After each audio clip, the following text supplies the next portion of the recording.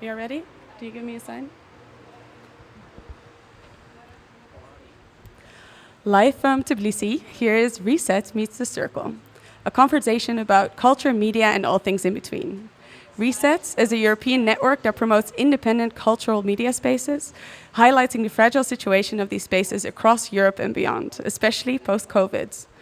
The Circle is a network that is setting up media hubs all over Europe, and we have just finished an exciting 2-week workshop with Georgian media makers and journalists. We are hosted by Mutant Radio, a Tbilisi mobile radio station that is hosted in this amazing, fully equipped caravan wagon that we're currently in. And my name is Marije Martens. I'm a co-founder of Are We Europe, a pan-European media collective that tells the story of Europe across its borders. And I'm here with Tekla from GrlzWave and Zara from Unbiased the News. I'm super excited to talk to you about our experiences of tackling social issues through media and look a little bit into the future of independent culture and media spaces in Georgia and Europe. Hey, how are you guys doing? Hi. Hi. Hello. Let's start with you, Tekla. How are you doing? Tell me a little bit about who you are and about GrlzWave. Hello. Well, thanks for having me, first of all. I'm Tekla Tevdorashvili, co-founder of GrlzWave, which is a multimedia platform. And we're based in Tbilisi, Georgia. And what we mostly do is be active on different social media platforms. And we're trying to talk about social issues through, I don't know, that's like as much. I'm going to try to talk a bit louder. So, what we do is we try to tackle social issues through different social media platforms and by using different mediums and tools such as whether it's like video or photographs or illustrations and so on. And we're mostly doing stuff in Georgia, but we want to the idea is to also be involved and collaborate with countries, first of all in the region in South Caucasus, but also in the Europe. So that's more on that coming soon in the future, hopefully. For now there's that, and we're also do some offline activities, which can include like graffitis, for example, in the city, and we see that it's a very interesting way to tackle social issues through like public art, let's say, if it's a graffiti or if it's an exhibition, for example. Recently had an artivism workshop, which is a very interesting direction in terms of art and somewhere in the connection of art and media. And to talk about like activism that way. So that's a bit about us. Awesome. Can you tell a little bit more about how you came to be? Why did you feel that you needed to start this? So GrlzWave was founded in 2019. It was co-founded by me, Sopa Buadze and Atina Bregwadze. We were friends thinking about different ways to talk about social issues in Georgia. And we tried to collaborate and implement all of our professions within GrlzWave, because I was a video maker. Atina is doing social media and journalism, and Sopo is more like on the marketing side. So we tried to incorporate all of that in a platform that we would also want to hear from. So I think why GrlzWave is working best is we always try to be interested in our own content, and that's how we also decide on what topic to choose, because our main audience, our target audience, is mostly young people, and we're also like part of the young people, and I think that's why it's more like coming from maybe it's not I'm gonna say it anyways, but I think it's coming naturally. That's why I think it's working quite well, because in this 3 years that GrlzWave has been founded, we have gathered around 80,000 followers on Facebook, which is a really big number for Georgian media platform. Also talking about social issues, because it's a bit complex in Georgia. Yeah, more on that later. I think that is a great introduction. Thank you. Zara, you're here from Unbiased the News. Could you tell us a little bit about this? Sure. So we're a very, very new newsroom. We started around a year ago, and this newsroom is a project of Host Writer, which is an online network for journalists to easily collaborate across borders. So our network has existed since 2014, and we have around 6,000 or more journalists on our network right now. And the idea behind this was to make it really accessible for journalists everywhere to be able to talk to each other, because we believe that the future of journalism is collaborative. So we wanted to create a space like that online. And then coming to Unbiased News, we really felt that after having this network of journalists, we realized that there are so many structural barriers that journalists around the world are facing. So as Unbiased News, we want to unbias the news, basically also to try to alleviate and these kind of problems that journalists are facing around the world, but also to be this space where unheard voices get to tell their stories from regions that are not being covered by mainstream media, for example. And we've had really good success with that when it comes to stories, because we have had some really interesting stories from around the world talking about problems that you don't really see coming to mainstream platforms, for example. Fair enough. Could you tell us about one of the stories that you're most proud of? I would personally say that the ones that I'm proud of are the cross-border stories that we've done. So the most recent one, because we work so hard on this, is always on my mind. We just launched the Sinking Cities project. And this entire project was a collaboration between different countries where we're looking at coastal cities. So for example, Karachi, Pakistan, Lagos, Nigeria, Alexandria, Egypt, Dublin, Ireland, and Rotterdam, Netherlands. And we wanted to look at how these various coastal cities, if they are or if they're not able to deal with sea level rise around the world, and what these cities are doing to tackle that issue.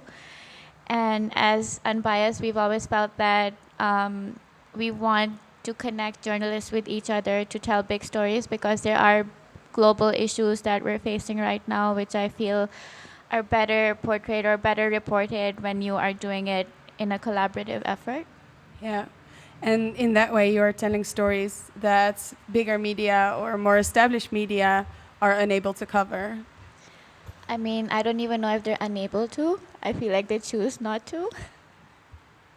So we're trying to sort of bridge the gap in whatever way that we can. I'm sure this is something that you might recognize, that some media are not just unable, but don't want to cover the topics that you cover. Could you explain this a bit more? Yeah, I think it's about the will, and also I think what these big media outlets are focused on is more about what would interest people and not in the best interest of like everybody. So they're mostly focused on like big audiences, and that's why some stories are left untold. Yeah. But that's why I'm so grateful that stuff like Unbiased exists, because we really do need to put those stories forward. Yeah. Could you share a story that GrlzWave has done that you feel was very undercovered in Georgia? Yeah, I think, I think any SRHR topic, so talking about sexual and reproductive health and rights, is a very undercovered topic, and it's quite problematic because there's very lack of education around this topic. So I think that's the theme that's the most important, in my opinion, to cover in current Georgia. Is there a story that went viral that you did that had a lot of effects? Not on a more story level, but rather like we made this short videos about like myth and reality around different topics, and there were some videos about like specifically about SRHR, and I think those were like, they went really viral. Those were also one of the first videos that we made, so they went like, one of them has 500,000 views, which was very good for our audience, like the amount of the audience we had. But it's not like a story of some specific person, but rather more like educational information, educational video. So what, can you explain it to me? Like, can you make it a little bit visual? What did that story do? What did they tell you? So I think why it was important is, first of all, because what we saw with the on the post itself, like what comments it had. Obviously, there were some like hate comments and like bad comments, but I think why it mattered the most is because of the messages that we got in the inboxes of people saying, thank you that you're covering this, thank you that you're putting this information forward, and I got something very valuable from it, or I wanted to share this information with my kid or with my parent, and I did it and it worked, and they are actually considering it and thinking about it. And I think that's the most important thing that we usually get on GrlzWave is the feedback from the people and what they think and what they feel towards the organization and what it's doing. Yeah. Zara, do you get similar responses? What kind of stories really hit a nerve with people from Unbiased? I think from what I've seen so far, and we've pretty much only existed since a year now. So what I've noticed so far are some I don't know if I should call them human interest stories, but these are personal narratives, which I feel people find them a little bit more relatable. But we've also had some really fun stories. Like this was also a collaborative story in South America about insects and how insects are becoming a part of local cuisine. So that was one of our really well-received stories. And then we had this other story by a blind author who wrote about her experiences about, in the time of Me Too, how help is not always helpful when you are dealing with daily life and how people treat you. This was a very, very emotive piece, and it was quite well received. In fact, it got republished in a number of languages, but also it got republished in a Braille magazine, which was for us also, it was quite an emotional moment to see that the reach was spreading because the person shared a very personal experience. Wow, cool. That's a cool story. This shows for me once more that journalism has or media in general has quite an influential role in social change. Can any of you share what stories might have impacted the world around you? Have you seen things that have changed or results that came from the stories that you did?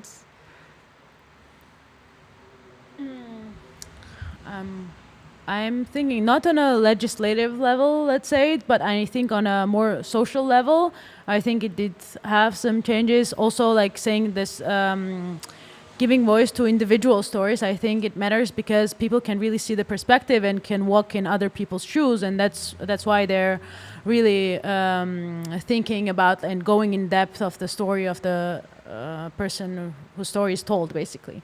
I can't think of like one, but I think there were definitely like several that made people really put themselves in other people's shoes and imagine the world from their eyes.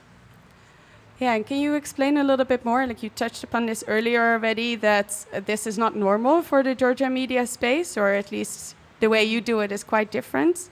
Could you explain this a bit more to us? Yeah, so I think why it's different is because because our main audience is young people, but not only. We try to be we try to create content that's very easy to understand, and it also grabs the attention because in today's era, it's very hard to grab the attention of social user because there's so much information on the internet. It just like, even for me, it's sometimes very hard to focus on one person, especially if you're on a social media platform where you can scroll and just like going and it's never ending, this feed of information coming in your brain. And what we try to do is, for example, with videos, we try to be very visual so that we can actually grab the attention and keep the attention of our audience for them to fully understand the context of what we're talking about. And we try to do it in a very informal level because we've noticed that the information that's easier to understand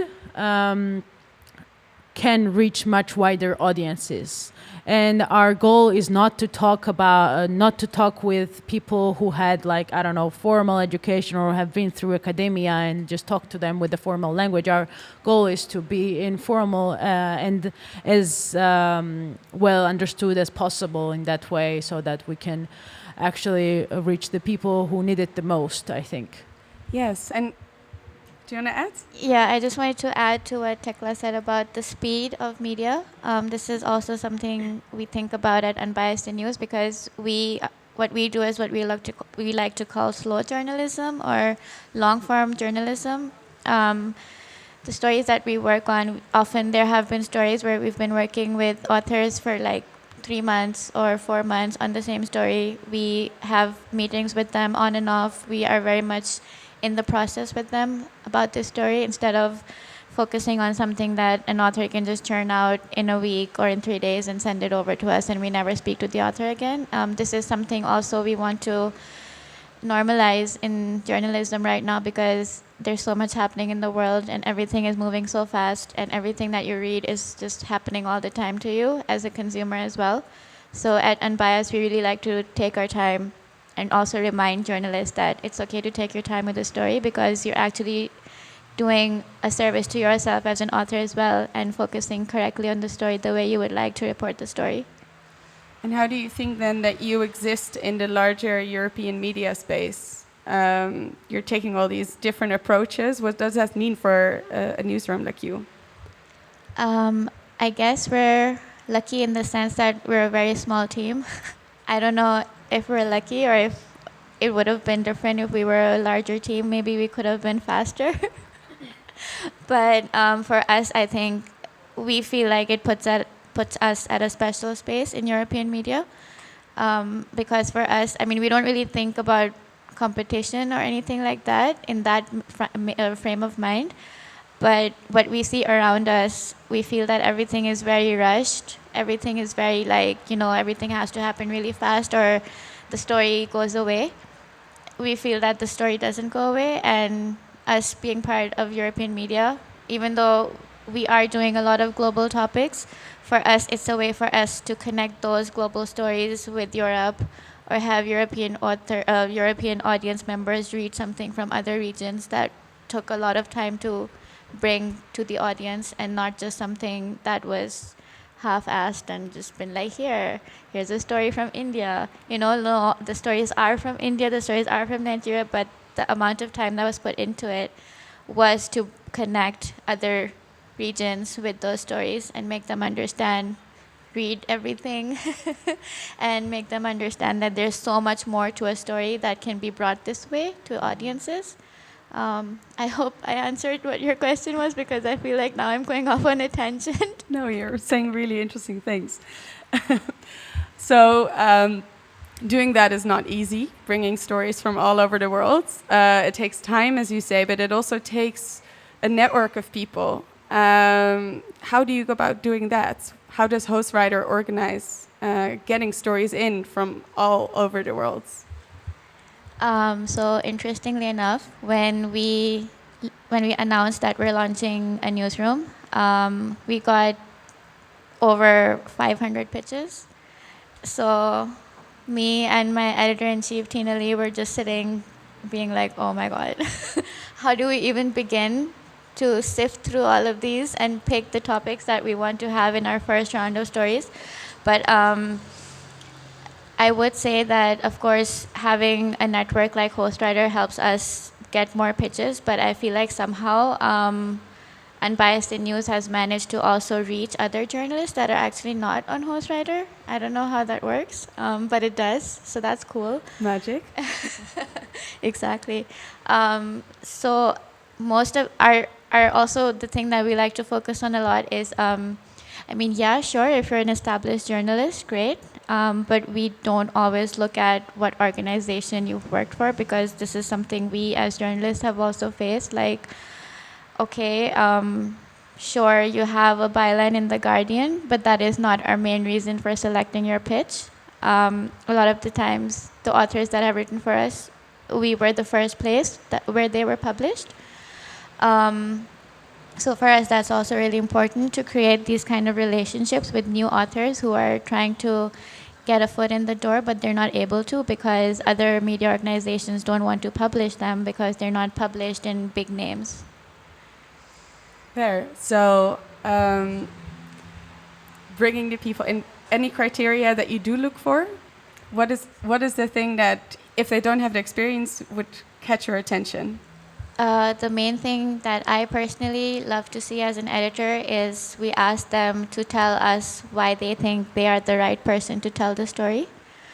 And usually the people so far who do pitch to us, they don't just write like one off random sentence. They actually explain in paragraphs and paragraphs why they feel they're the right person to tell the story. So that really helps us sort of use that criteria. And for us also, we really feel at this point in the media there is a trust issue. So for us, it's also important to build trust with our journalists, and we do that by not only what they send us about why they're the right person, but we also like to have meetings with them. If we see that this is a story, like before even accepting that, yes, we'll do this pitch with you, sometimes if we have time, we have a first meeting with them and just try to get more clarity on why they feel they're the right person to tell this story, what is their process going to be like, if they're doing interviews, do they already have interviews lined up, and things like that. Can you explain a little bit how other newsrooms do that wrong? That they don't build that kind of trust? What do you think happens there?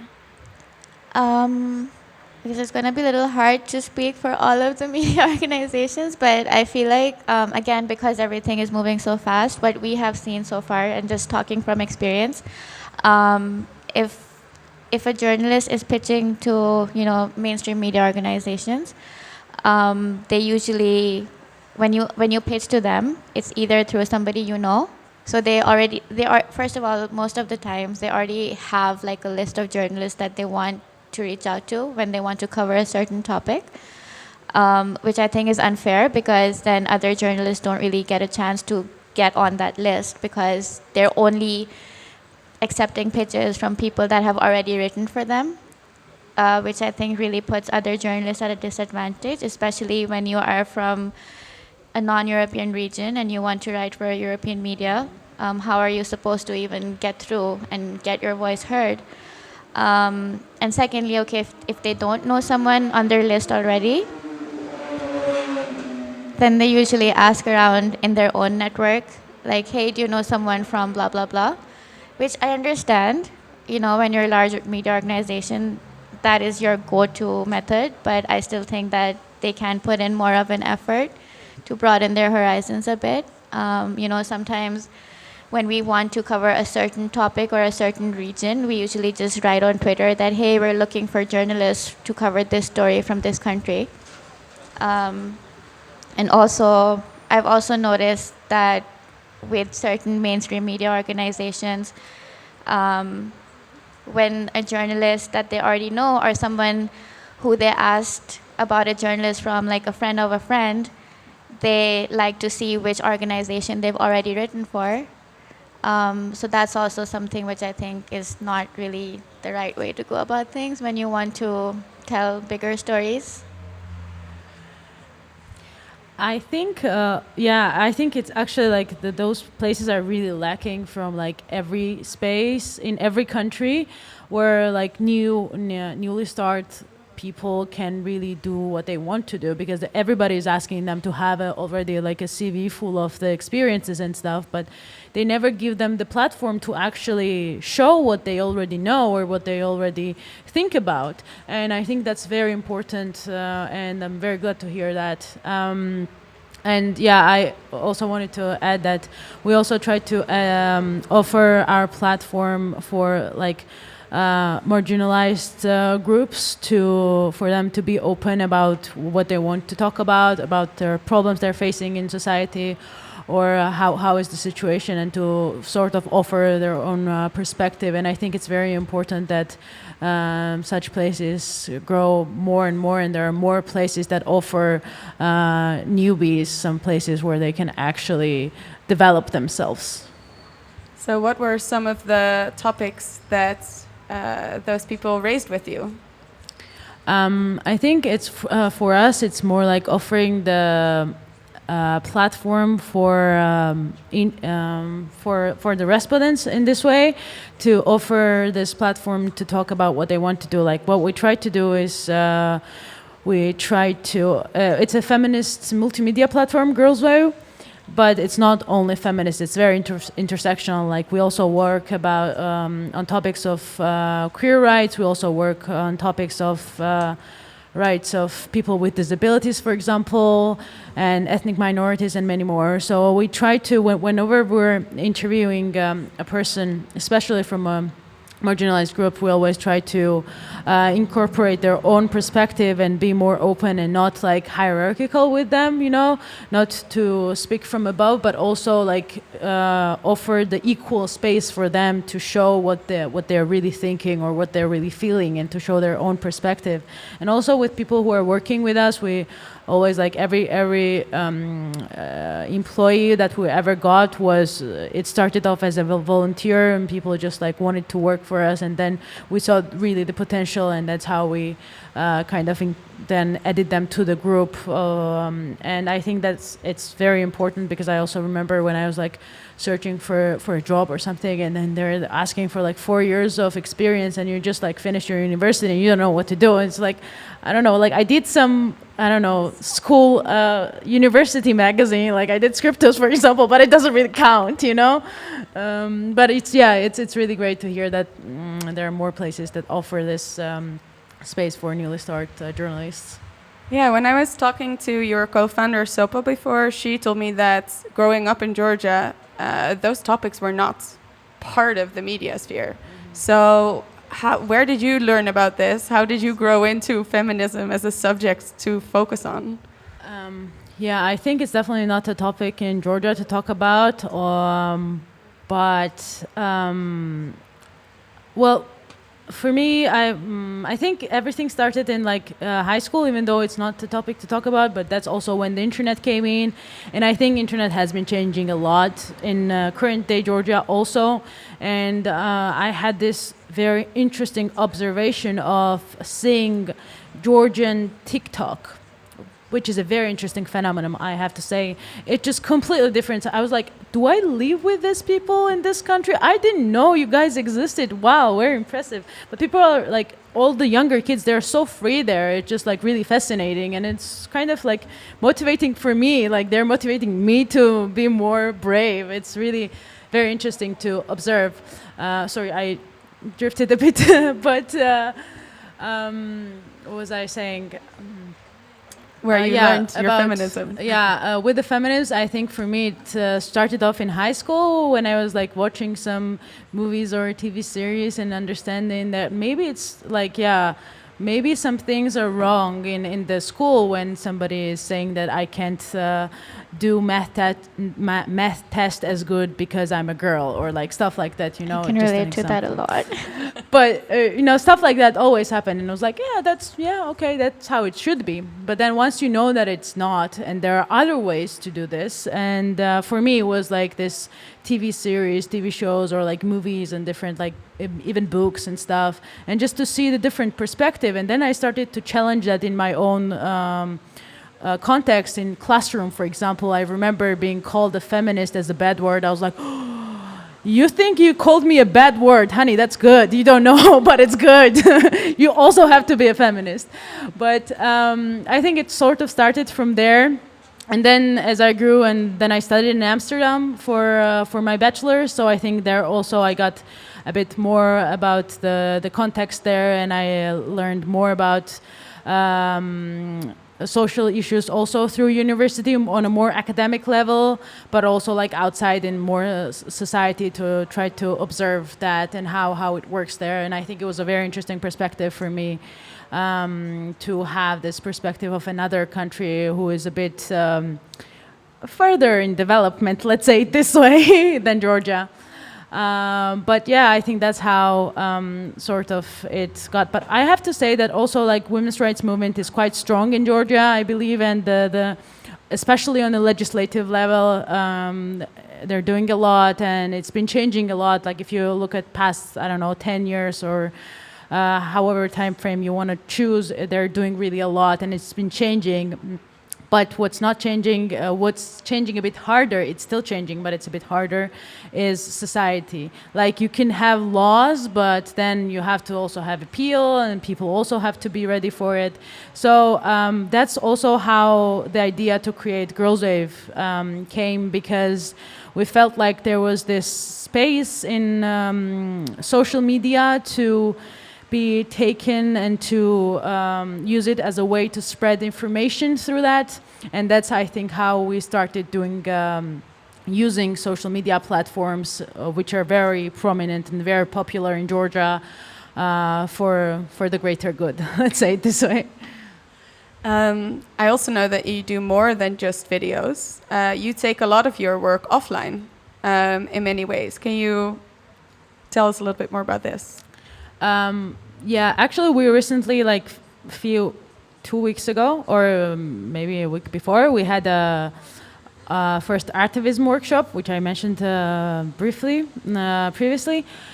And it was very interesting to have that. And because all these people that we got, they were mostly young people, whether interested in social issues or in art, and how these two come together and how we can talk about social media through art is very interesting, and it can reach really wider audiences than just formal information, let's say, about one specific rights or about social issue that you want to cover.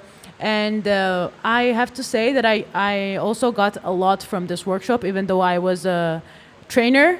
I have to say that I got a lot from the people who were attending the workshop, from the participants, and it was very interesting for me to observe that. Other than that, we've had like several graffitis made in Georgia in different cities. Currently in 4 or 5 cities, we have up to 10 graffitis. We're planning to do some more, and that's also a very interesting way to. Tell me more. What does that look like? Yeah, so like this idea came from the very beginning. The first the project we did was also around the graffitis, and in the beginning it seemed kind of unimaginable to have that, like to talk about. I don't know, in that context, we talked about different SRHR topics, and it was unimaginable to have that on the wall in the public space also, because it's such a taboo topic. And to have that in the public space, you have to have the agreement from the mayor's office and from the people who are owning the wall, and it's like very complex bureaucratic process. But then we did it, and it was just like so amazing to see that, like, these huge walls covered with all the messages that we wanted to spread, and then obviously the feedback that we got of people just like filming the graffitis and showing us. But it's really nice to see that in a public space, and it's also very interesting to get to see how the society is acceptable of that, because we've also had incidents of several graffitis were destroyed, and one was destroyed by an alt-right group leader. He's also filming a video of himself while he was destroying it. It's very interesting, a very funny video. But but it's also what I wanted to say, that it's also interesting to see not only positive feedback in that sense, but also what the other side, let's say it this way, is thinking. But even though our goal is not to divide the audience, but also to meet somewhere in the middle, and also try to be. That's why we try to talk in a more informal level to create this like cozy environment for everybody to be like welcome in our community. I really loved the ones that I saw online. Like, unfortunately, I haven't seen them in the city yet, but Mariah was showing me the website, and it's such an interesting way to tackle such deep issues. You know, the one that I remember right now is the one that was about arranged marriages and child marriages, which is such an important issue. But to be seeing that the way it was so artfully portrayed, I mean, I wouldn't even just call it graffiti. It's a proper art mural, but I know, of course, graffiti is a form of art. But to see that, it's also very, very moving. and using the space that you live in and the city that you live in as your canvas. I think that's a really brilliant way to portray these issues. Thank you very much. And I think it's especially hard if it's in the public space, because like if it's social media, then like for example, because we're also active on social media, then you're the so like they are, if there's some comments or feedback, it's coming on your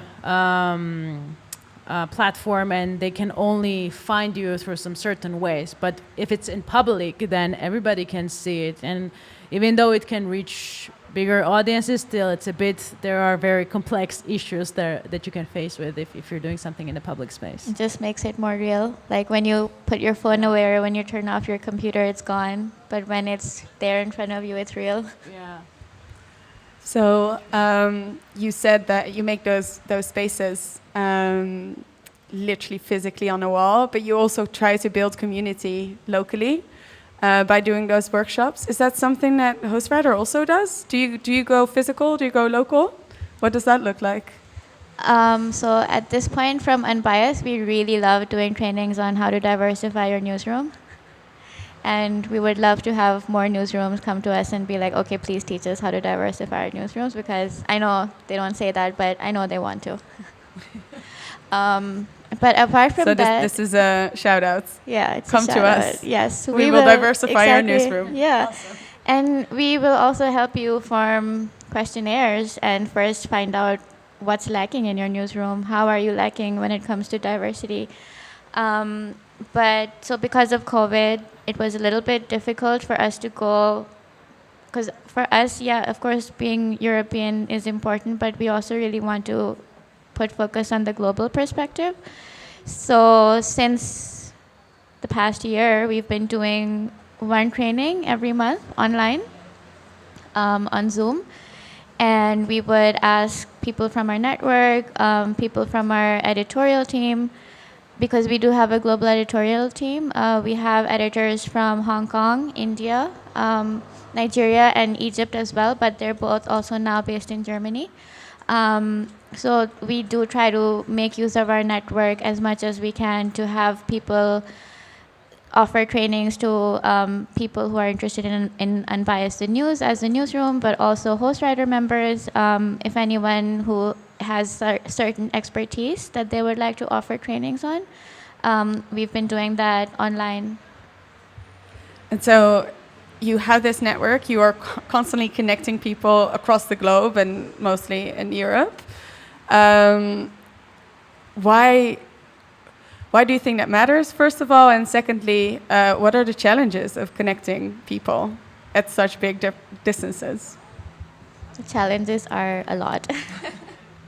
But I mean, to us, it really matters because it goes a little bit beyond just connecting people, because we feel that that connection does eventually lead to more diversity in the media. And by diversity, I don't mean just having, tokenism or having a token POC writing for us or things like that. It's a little bit more than that, because we feel that when we are giving an opportunity to, or when we're offering them a chance to write for us, it's more about what are the voices that are missing in the media. At least that's how we see it. Also for us, it's also a big deal that, wow, people want to write for us, because, we're still quite new. But slowly we're gaining a bit more traction. But yeah, we want diversity to go beyond, just the buzzword. We want to use our newsroom to show people that, hey, this is how you get diversity in the media, by publishing stories, by commissioning stories that are bringing in so many new perspectives, new angles, new ways to see things. And that we've seen that already at Unbiased through collaborative effort, but also at HostWriter, because before Unbiased the News started as a newsroom, in 2019, HostWriter published a book also called Unbiased News, Why Diversity Matters for Journalism. So based on this book, we started our newsroom a year and a half ago. But yeah, so that book basically features 30 journalists who are host writer members. We did a call for pitches for this book, and the 30 journalists we selected were all talking about so many issues that can be applied to media globally. So what a journalist was facing in the UAE, what a journalist was facing in South Africa, what somebody was facing in Nigeria. They wrote about what the media landscape is like over there and the kind of experiences they had over there as a journalist. But when the book came out, we realized that this is adding so much more voice, so much more diversity to the global media landscape. And we need to learn from these experiences. We want to use these experiences basically, and even though they're really terrible experiences, but we want to use these experiences to make people more aware of so many small things that just slip through the cracks, but are eventually affecting the media in a really big way. And we want to put a spotlight on those issues and then be like, okay, so the issues are right in front of us. What can we do collectively as a community of media makers and journalists to tackle these issues? So, what does that look like for you, Tekla, in GrlzWave? You are in Georgia and you're very much focused on Georgia. Do you also get inspiration from abroad? Are you looking across the border to see how to collaborate? Let's collaborate. Let's And do Bias it. the News and GrlzWave, let's You do just it. witnessed the beginning of a great collaboration. Yes. But actually, yes, we are looking abroad, and we are considering to do some collaborative projects together, because I think it will be a very interesting way to also reach to exchange our experiences, first of all, because what I've noticed is from all the trainings or the workshops that I've attended, the most important part and the most interesting part for me is always sharing experiences with the fellow participants or even with the trainers. And I think it's important to share that from different organizations to each other, and also to see the context, how it's working here, how it's working there, to share the tools that we're using, first of all, also to then try to grow ourselves as organizations. And I think we are considering to do some like collaborations, especially in Europe and especially in countries that are quite similar to Georgia, like more post-Soviet countries, let's say, because they share the history and the current political, social situations usually is somehow similar to each other. And yeah, we were I recently went to this conference in Warsaw where I met a lot of interesting organizations and the representatives of those organizations from mostly from post-Soviet countries, from Eastern European countries, and it would be very interesting to have this sort of a collaborative, also through different mediums. And by mediums I mean that, for example, whether it's a media place or a cultural hub or I don't know, like art collective, or only focusing on specific direction, because also what we try to do is GrlzWave is part of House of Reconnection, which is so under House of Reconnection there are several organizations, and one of them is a creative collective Strictum, which is working for like social and cultural changes, and it's another one is Project Fungus, which is a queer arts collective. So we have this sort of space actually quite close to here,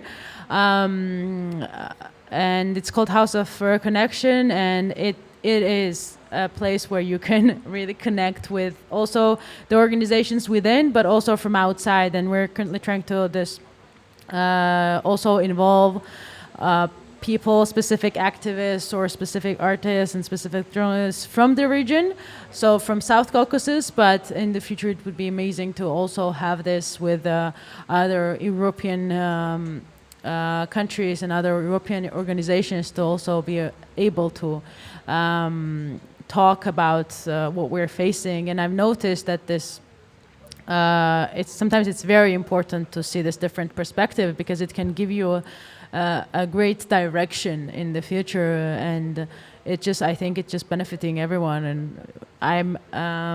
all into that now. I'm very excited for that. Yeah, but honestly, like I think it would be a great way. I actually attended and host did a workshop here in Georgia with Chaykhana, and I attended that. It was very interesting, and very interesting things can come out of that. It was based on South Caucasus, and a lot of great journalistic pieces were made in that project. Awesome. That's a great shout out to one of our partners and host. Let's see if we can find them. Because we are here, me from RO Europe, and host the partner that you just mentioned, Zara from Hostwriter. We are here with a project called The Circle. We've been here now for 2 weeks, and it's been extremely exciting because we worked with a group of journalists to think about what is needed in the Georgia media space right now. We did that by first doing a whole workshop week, gaining input from all the interesting players that we could find in Georgia, including GrlzWave, and defining the couple of issues that we really wanted to work on. Let me rephrase that they wanted to work on. I feel part of the team now, so want to be a Georgian. To see how they could not just add to the Georgia media space, but also see how Georgian journalists could improve their relationships with the European media space. Zara, you've been a part of this the past week. What was that like for you? What were you seeing? I will start with what I felt on a personal level, because I felt there are so many similarities between what I learned about Georgia and also my home country, Pakistan.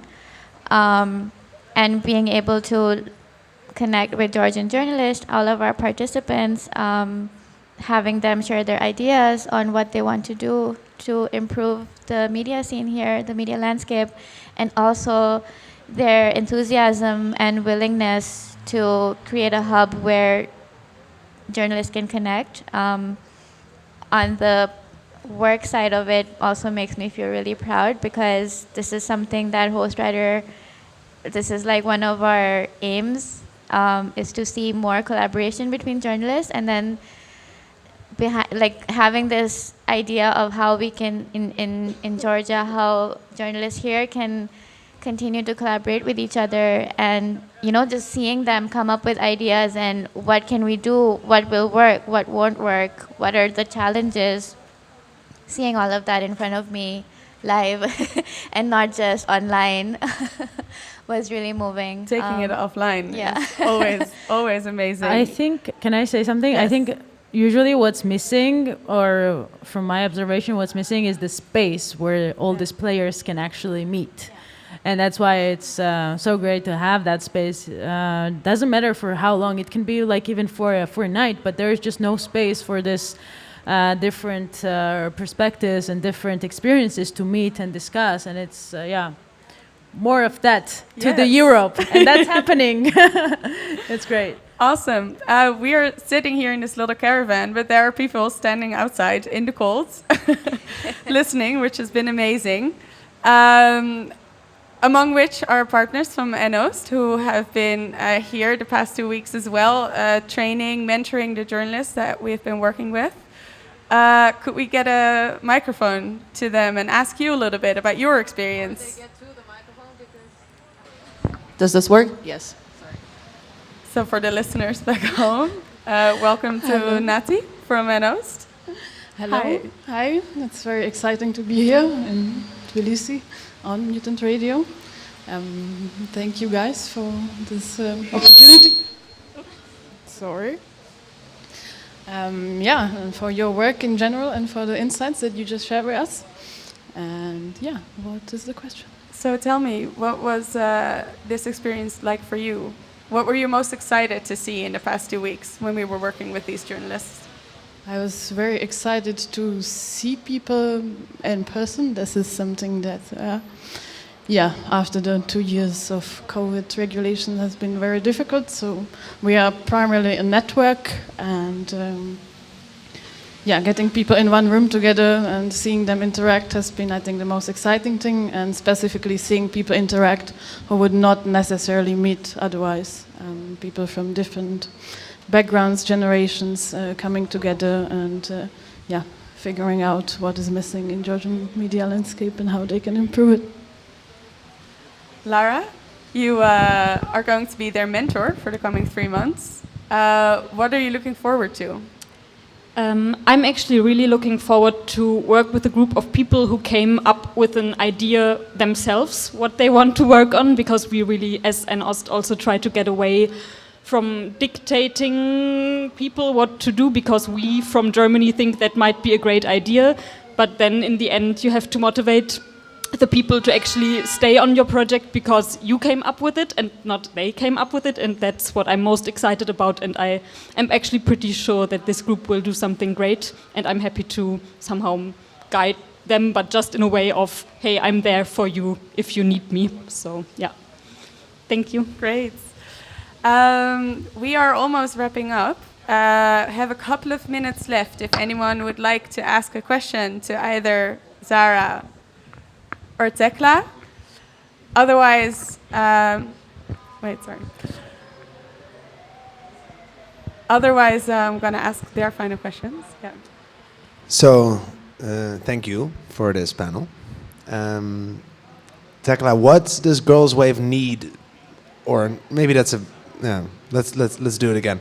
What would you want to get from other European media or European organizations, especially based within the European Union, with easier access to, let's say, funding or other things from the EU? Like, what is GrlzWave looking for in European collaborations or projects? Like, what would be something that GrlzWave could really use right now? Where do I start? I think support, any kind of support is important. Also to have that space of where we could talk about ways to support. And by support in this case, I don't mean like financial support, but rather more like on an experience base and in the context-based support to talk about what's coming up, how it's been dealt with, and to talk about the context generally in Georgia. But I think also, it's to have a bit more, I think to spread what we're trying to do also through European countries. I think that would also be very important to do, and that I think that's something that would really help us to grow further and to become bigger in that sense.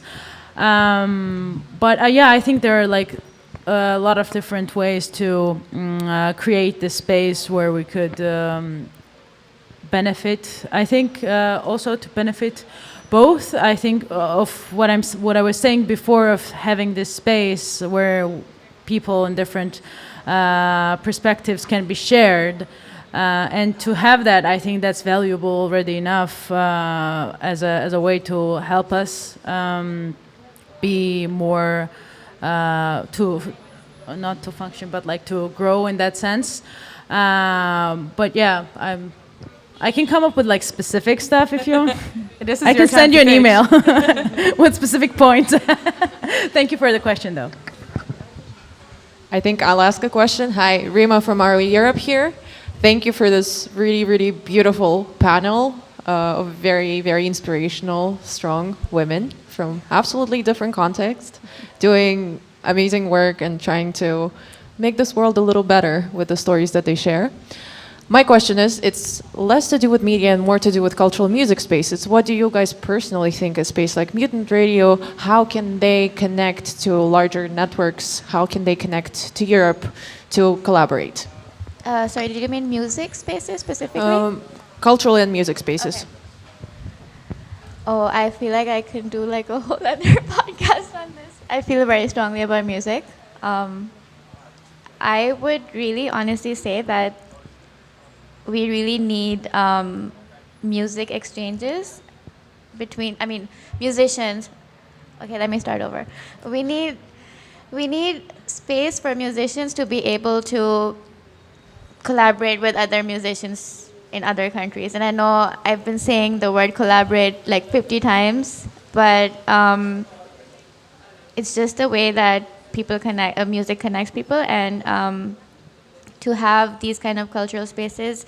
Unfortunately, what's happening right now in the music scene is that musicians are already, you know, dealing with things like Spotify. They're dealing with doing their own marketing. They're dealing with finding funds to spread their music. Now people have to pay somebody to put their music on a playlist that thousands of people are listening to.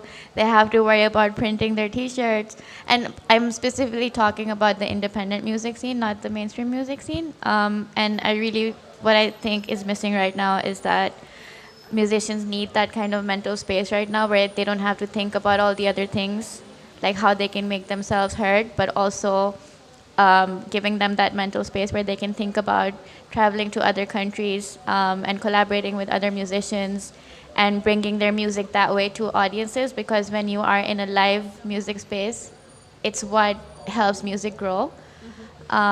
Even though music is everywhere on the internet, but I really feel like what really helps a musician grow, what really helps music grow, is having physical spaces, but also the opportunity to go to different spaces, travel around, play in different cities, play in different venues, and share your music that way.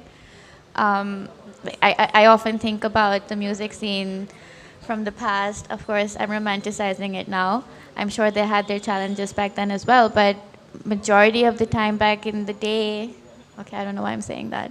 Back in our day. Yeah, back in our old days. No, but really, if you compare what the music scene was like in the 60s, even 50s, a huge chunk of a musician's career or life was spent on the road because they were traveling everywhere, and that is how they were able to grow their audience. It was about having these hubs around the world, or even in their own countries, just being on the road, traveling, playing in as many spaces as they can.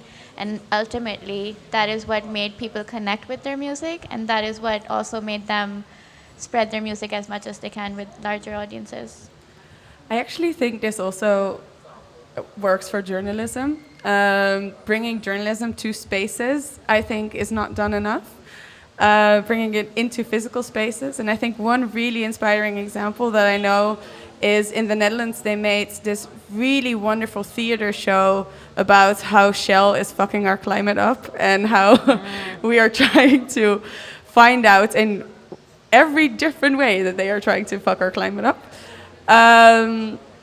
And what they did is they did a full investigative journalism process, but then rather than printing it in a newspaper or publishing it somewhere, they turned it into a theater show where the climate activists, the CEO of Shell, the different people involved in this story all had their own dialogues or monologues to make us fully understand how this story actually has 1,000 perspectives that are very hard to grasp. If you would put that in paper, you wouldn't understand. It would be too difficult to deal. But if you make that into a live-through experience that you put on the stage right in front of you, a person that you see, that you feel, that you hear, suddenly this very complex story starts to become very understandable. And it also stays with you, because if you read this in paper, although I love print journalism still, but if you read this in paper, unfortunately, people would read it like, okay, sure, and then go about their day. Yeah. But a live performance like that really stays with you. You go home, you're going to bed, you're lying in bed, you're actually thinking about what you just experienced. Yeah. I just wanted to say that in Georgia, I think like musical and cultural spaces are changing a lot in a more like broader society and on a societal level, because I remember when I went to like Amsterdam for studies, I left a completely different Georgia, and then I came back, and that was after all these big clubs opened up in Georgia, in Tbilisi. And when I was back, I saw a completely different side of Tbilisi. I was like, what happened here? And then as I went in the depth of the context and of the society, I realized that actually club culture was changing society a lot, of what they would think was okay to do, and how they thought that, I don't know, like harassing someone was not okay, or like being homophobic was not okay. So it really changed something on a societal level, and I was like, never thought that something like that could be so can have like such a huge change in a country, in a society, in an ideology. And I just thought of that, and it was just like really impressive for me to see that. Absolutely, and Georgia is world famous for it now, which is amazing. We are out of time, so let's finish up with just a final question. What is it that you are looking forward to for your organization? What's the biggest thing that we have coming up that people should know about? I think we have several things coming up, but what personally I am excited for is we're going to have 2 exhibitions coming up in the next year. So that's very exciting. Also, it's going to be like a different direction for us. Like we've never done an exhibition before. And that's something very new and very exciting personally for me. But there's more, so stay tuned. Nice. Well, yeah, I'm going to mention the Sinking Cities project again because it just happened. We just launched yesterday. So while I was working on it with our team, again, we are really not a big team. And I feel like this project, which was a 6-month project, we've seen larger news organizations take on projects like this with much bigger teams. And I feel like I really want to give a shout out to our editorial team and our co-managing directors, because the way everybody just gave this project their all, like put in their heart and soul into this to bring you stories about, you know, cities you don't often hear about and how they're dealing with climate change. I think we are hoping to achieve from this that this will kind of set something off, hopefully, to have people think about this more and maybe write about their own cities and think about how they're, especially if they're coastal cities, to think about how their own cities are going to tackle this and what can we all do together to not sink soon, because that's what it is, the Sinking Cities project. But apart from that, honestly, being in Tbilisi and being part of the Circle project, it was so inspiring for me to think about what we will do in the future with the Circle project. I'm already really excited to think about how, when we go to other cities, how journalists from there are going to work for the hub that they want to create. And then ultimately, I literally right now, I cannot wait for that point where journalists from Tbilisi are going to connect with journalists from the other cities that we take Circle project to. So that's something that in my mind I'm really looking forward to. Perfect. You finish it up for me. That is it. That is exactly why we're here. I hope that we can keep doing this, stay connected, make sure that everyone that is in this building, or actually outside of this building, manages to find each other for many more exciting projects to come. And thank you to Mutant Radio for hosting us. And thank you all for being here. Have a good night, Thanks, guys. everyone. Bye.